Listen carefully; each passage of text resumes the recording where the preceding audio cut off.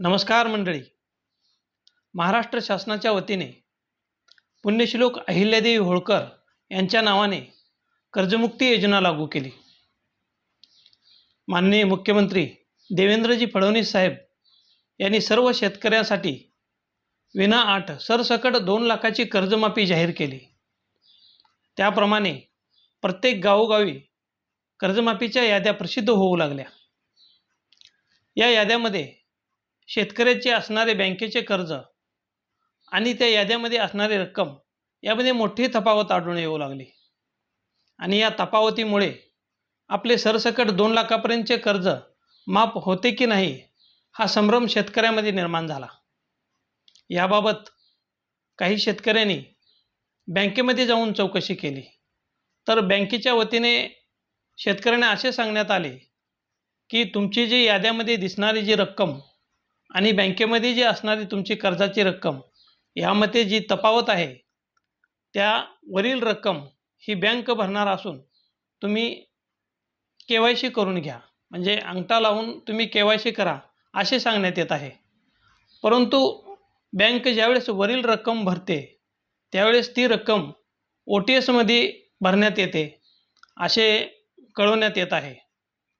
जर शेतकऱ्यांची 2 लाखाच्या आतली जी रक्कम याद्यामध्ये कमी आहे आणि वरली जर रक्कम बँक भरत असेल आणि ती रक्कम OTS म्हणजेच वन टाईम सेटलमेंट जर भरली तर ते खाते OTS मध्ये गेल्यानंतर त्या शेतकऱ्याला पुन्हा कर्ज मिळणार नाही किंवा बाहेर कुठेच कर्ज मिळणार नाही अशी परिस्थिती सध्या शेतकरी वर्गावर निर्माण झालेली आहे.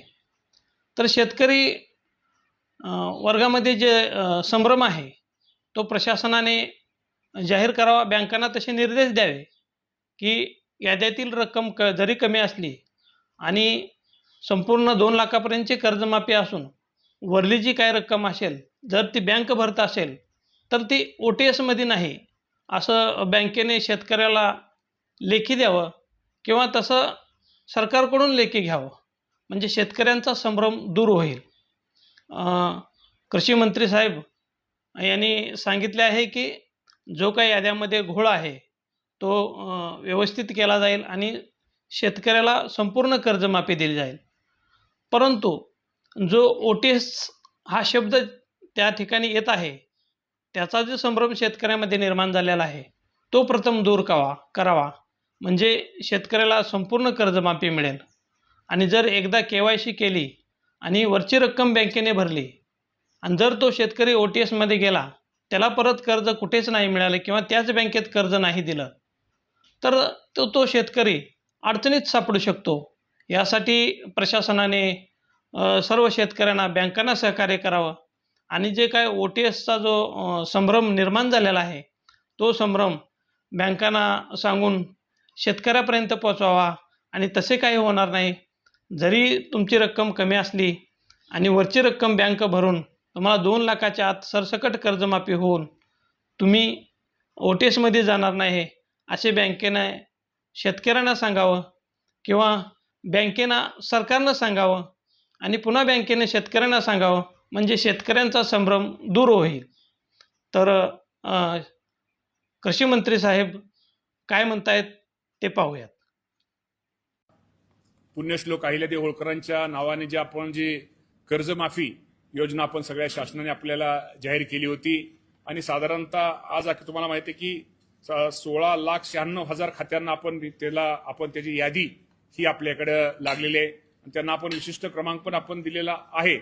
परंतु काही बाबतीमध्ये निश्चित प्रकारे आपल्याला माहिती आहे की जिल्हा मध्यवर्ती बँकेमध्ये अडचण वाटत नाहीये, परंतु राष्ट्रीयकृत बँकामध्ये शेतकऱ्यांच्या तक्रारी आहेत आणि तक्रारीमध्ये खरं तर ते शेतकरी ज्यावेळेस KYC करायला जातो आणि त्यावेळेस निश्चित प्रकारे त्याचा असणारं कर्ज, त्याची असणारी व्याज आणि रक्कम ह्यामध्ये तफावत दिसते.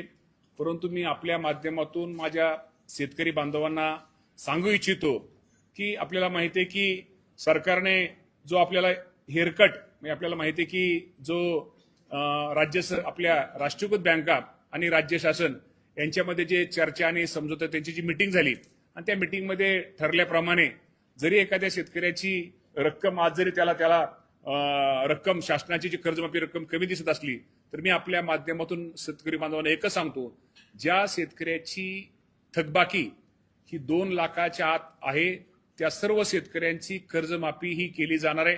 रक्कम तुमची जरी शासनाकडून तुमची कर्जमाफी रक्कम जरी तुम्हाला कमी दिसत असली तर ती वरची रक्कम ही तिथल्या त्या राष्ट्रीयकृत बँकेने त्यांनी त्या राष्ट्रीयकृत बँकेने ती द्यायची आहे. त्यामुळे यामध्ये कुठेही गफलत किंवा कुठेही गैरसमज करू नये. त्यामुळे रकमेच्या बाबतीमध्ये जे राज्य शासनाने आपल्याला जी रक्कम जाहीर केलेली ती संपूर्ण रक्कम थकबाकी रक्कम तुम्हाला सगळ्यांना तिथं थकबाकी रक्कम ही बँकेमध्ये राष्ट्रीयकृत बँका आणि शासनावरची रक्कम जी शासनाने दिली आणि शासन वरची रक्कम ही राष्ट्रीयकृत बँक भरणार आहे. त्यामुळं ती बँक तुम्हाला नीलचा दाखला हे माझ्या शेतकरी बांधवांना मिळणार आहे आणि दुसऱ्या दिवशी नवीन पीक कर्ज सुद्धा त्याला वाटप करायला आम्ही त्याप्रमाणे सांगितलं जाणार आहे.